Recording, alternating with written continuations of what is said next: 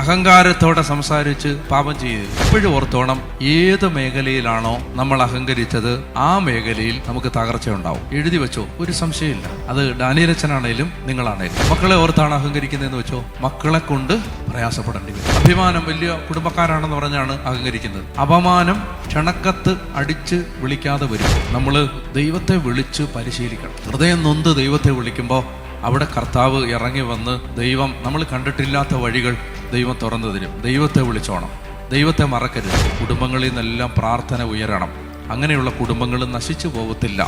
ദൈവം കാത്തെങ്കിലേ ഉള്ളൂ, ദൈവം കാത്തെങ്കിലേ ഉള്ളൂ. ഏത് സമയത്ത് എന്ത് സംഭവിക്കാം ആർക്കും. അതുപോലത്തെ ഒരു നാടായിട്ട് ഇത് മാറി. നിങ്ങൾ കാണാത്ത ഒരു ലോകമുണ്ട് സ്കൂളിലൊക്കെ.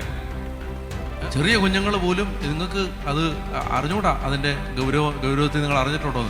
4ലും 5ലും 6ലും പഠിക്കുന്ന കുട്ടികൾ ഡ്രഗ് ഉപയോഗിക്കുന്നുണ്ട്. ചിന്തിക്കാൻ പറ്റും. ഞാൻ പറയുന്നത് മനുഷ്യർക്ക് മാനുഷിക ബലഹീനതകളുണ്ട്, എല്ലാവർക്കും ഉണ്ട്. എന്നാൽ ഇത് അതല്ല. ഇത് നമ്മൾ ചിന്തിക്കുന്നതിന് അപ്പുറത്തൊരു ലോകത്തിലേക്ക് ഇവരെല്ലാം പോയി കഴിഞ്ഞു. ദൈവത്തെ വിളിച്ചോണം. അവസാന കാലം അടുത്തുകൊണ്ടിരിക്കുന്നു. ദൂതന്റെ കാഹളം ആകാശത്തിൽ മുഴങ്ങാൻ ദൈവം നിശ്ചയിച്ച ആ യുഗങ്ങളുടെ അന്തിമഘട്ടത്തിലേക്ക് നമ്മൾ അടുത്തുകൊണ്ടിരിക്കും. അതിൻ്റെ എല്ലാ ലക്ഷണങ്ങളും ഭൂമി കാണിച്ചു തുടങ്ങിയിട്ടുണ്ട്. എന്തും സംഭവിക്കാം ഇവിടെ, എന്തും.